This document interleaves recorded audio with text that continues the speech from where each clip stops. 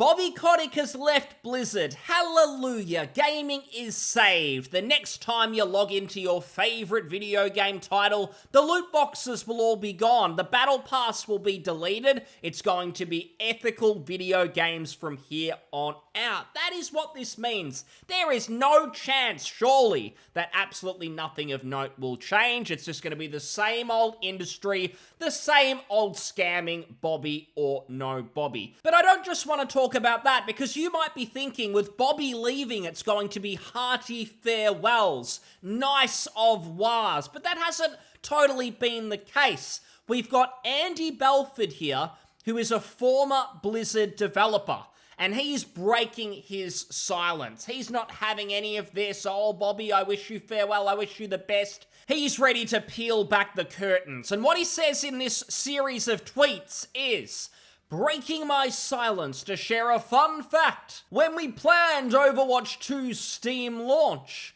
my team warned months in advance that we're going to be review bombed. Now, I'm no fan of Bobby. I think he's ruined a number of franchises that could have been much better. I don't think he really cares about the long-term health of video games. He just cares about the money. However, the fact that the Overwatch 2 team considers negative reviews from customers to be review bombing, that is just really concerning, and I shouldn't really be surprised. That is just the modern mainstream game developer. They consider their own customers to be entitled, their own players to be unreasonable when they want a working product that isn't just out to fleece them, to take everything out of their wallet. So I don't know what he's looking for, sympathy, but when I see the term review bombed from a developer, he can get out of here. He goes on to say, we begged for more information, more details and more resources to help us with the anticipated influx. All flatly denied. Now, all of that might be true. Part of this might be Bobby's fault. But I'm kind of sick of Blizzard's teams, especially this Overwatch 2 team, always trying to blame outside reasons for why they're incompetent. I don't really care that much about Overwatch 2. However, I was somewhat intrigued when they were talking about PvE content. I wasn't sure if that would be all multiplayer focused, or if there might be some interesting stories to go through. I've always heard the gameplay is decent. So I thought, yeah, I might give it a go if the PvE is genuinely fantastic. But what this team has shown over time is they don't know what they are doing, because they worked on that PvE component for years. They had years and years of time, possibly decades, to get this right. I heard that even with Overwatch 1, the plan was always eventually they would move to some sort of PvE model, offer that as an additional part of the game. So they've worked on it for such a long time, it never got together, and that is why you were getting this backlash, because you released Overwatch 2, you promised it would have PvE after launch, then you cancelled it. And I'll tell you what cancelling it actually meant. They knew before the launch of Overwatch 2 that the PvE wasn't coming. They didn't just happen to make that decision a few months after launch. They very well knew while they were marketing this sequel that there was never going to be PvE. That was put out to pasture probably months and months before the marketing train started on this. So they basically scammed players. They wanted to hype everyone up, pretend that Overwatch was going to have all this brand new stuff, bring in people, possibly like me, who don't really care about the multiplayer side. We don't play a lot of multiplayer games anymore,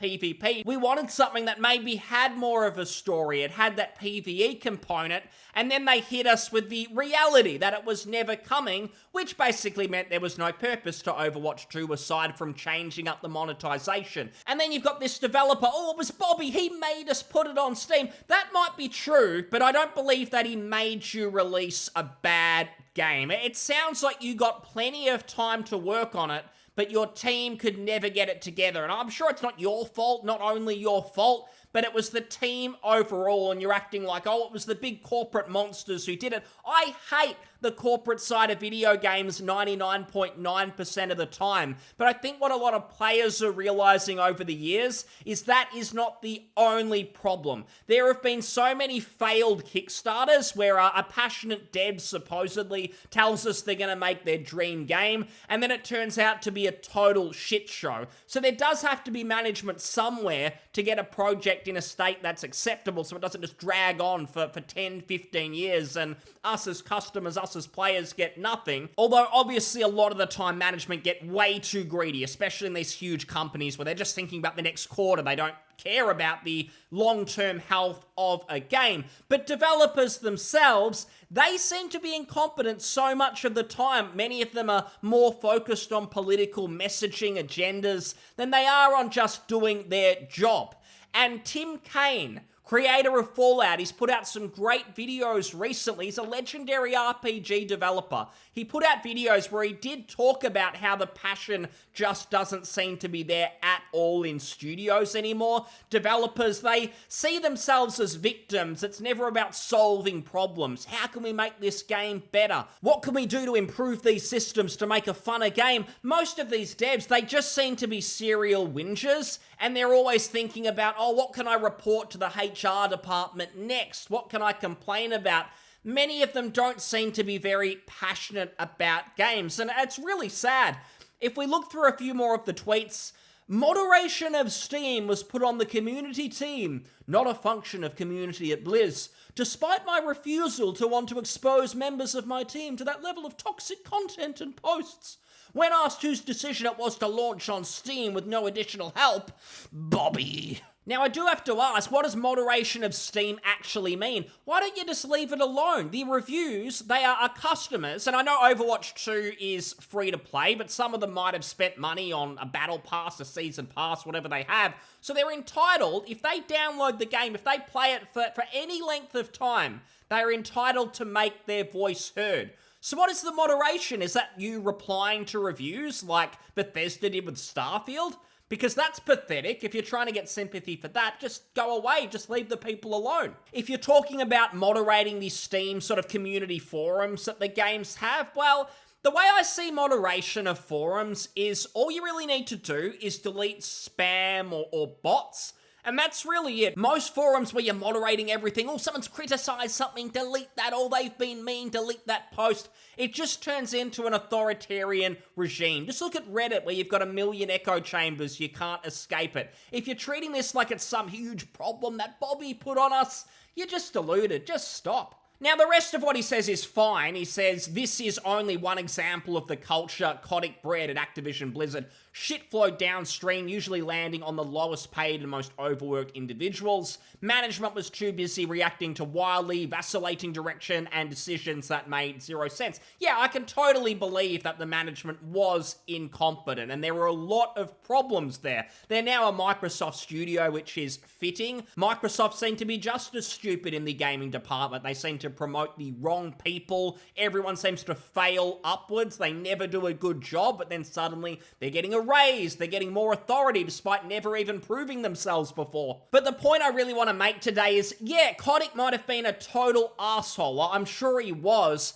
But developers always have this victim complex where they're just trying to do an amazing job, but management shits on them at every turn and they can't get everything done. There's always a bit more nuance there, and it's not purely an Activision-Blizzard thing where developers are entitled. It seems to be just about every AAA studio that you come across. We had all of that crap with Larian, for instance, where Larian were getting criticized by, say, Sony devs, Ubisoft, probably some people at Activision-Blizzard as well, trying to say that, oh no, Baldur's Gate 3 can't set a new standard. We might actually have to do some work. We might not be able to play with our 9 cats while we're working from home. We'll actually have to do something. That wasn't me criticizing work from home, by the way. I love it. It's just when you get people doing nothing, it ruins it for the rest of us who just want to do our work and have our own independence as well. I see a lot of these sorts of people, not just in games, but outside of it too. It is just sort of that victim mindset. These people had a lot of time on Overwatch 2 to actually deliver something. They never did. They scammed the players. They delivered an inferior product. And Bobby Kotick was probably pissed about that as well. All that money down the drain to try and develop the PvE. And these people are whinging about having to look at a couple of Steam reviews. It's just a weird mindset to have, especially when you're trying to get sympathy from the same customers that are criticizing you in those reviews. It's not other corporations, management who are telling you off. It's the players who felt totally let down because you guys didn't deliver, and the only thing they got was a big monetization system. Basically, you saying, here's all the same old content, but you're going to have to pay more for it. You're no longer going to get free things anymore. You're going to have to spend money. Of course, people weren't happy. And he ends this by saying, at the end of everything, player experience / worker meant nothing to C-suite and executive leadership. It was all about that quarterly earnings call. And yeah, that is an absolute pain because it seems like the way the corporate world is structured right now, and with how long games take to make, 5, 6+ years, it seems like, at least in AAA, how does a company look at the long term? You think of CD Projekt Red, where it seemed like they were very focused on their long-term image. They released Witcher 3, there was great DLC, and people thought, yeah, they're thinking about the long term. They want to be a prestigious studio where we can trust them. They'll deliver a good game. And then they rushed Cyberpunk out the door, ruined that early word of mouth, and ruined their own reputation in some ways because they were focused on the latest quarter. They wanted to get money coming in. They basically destroyed everything, at least in the short term. What I want to say, though, is yes, Bobby Kotick is likely a dickhead, but so are many people on the development team. They had so many years to craft and experience a PvE mode that they promised the players, that they were telling us that they would deliver, and they couldn't do it, and that's why the negative reviews are coming. Most of that is because of their own incompetence. Bobby might have made things a bit worse for them, but the core of the issue, the review bombing as you call it, that was of your own making. So maybe look inward just a little bit. And if we look at the Steam reviews here, what shocked me was not the overwhelmingly negative. They deserve it. The game is basically a scam. It's actually there's 230,000+ reviews of Overwatch 2. Sometimes I feel a little bit out of touch at just how popular some of these multiplayer games are. I mostly play single player, and often I'll see 30,000 reviews on a single player game, and I'll think, gee, that's a success. They've done well, but 230,000. This turd. I guess it's free to play and anyone could have jumped on here. Maybe it's more an indication of how much people just hate Blizzard. They hate this title. Maybe that's the reflection rather than people actually playing this game. I hope not anyway. It's sad if a game like this is purely popular. But if we look in here at some of the negative reviews that dev was whinging about, oh, all this review bombing, if we look at the top review, for instance, it's totally fair. This game is a massive middle finger to everyone who supported Overwatch 1 and Blizzard over the years.